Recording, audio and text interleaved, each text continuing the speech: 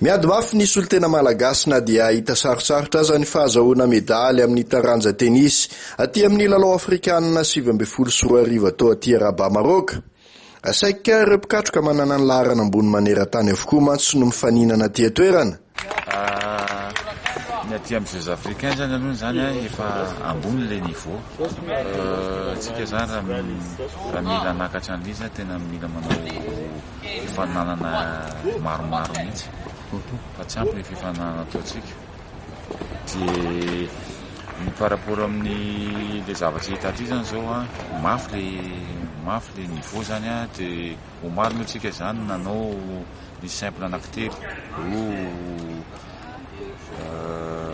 lehilahy ray vehivavy dia ny vehivavy anankiray resy dia ny lehilahy anankiray resy dia ny ray na resy. Zay zany zao mivokatra.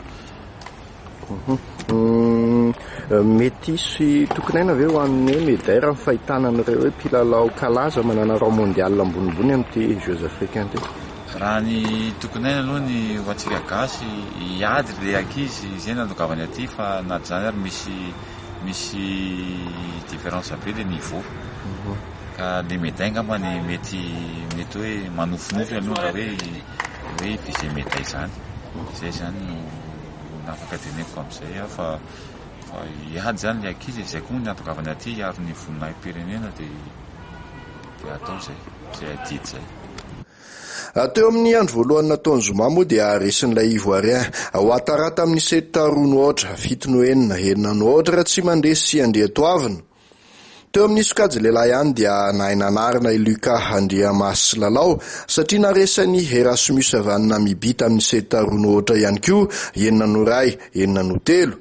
Ary farany dia lavin'ilay Marokanina Tikrita tamin'ny seta 2-0, 9-4, 9-4 hiary ny enina Tsantanion ho an'ny sokajy vehivavy.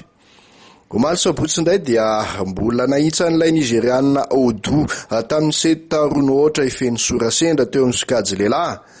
Lavin'ny Sarika Radulfe tamin'ny seta 2-0 kosa ilay Kenianina Oegi.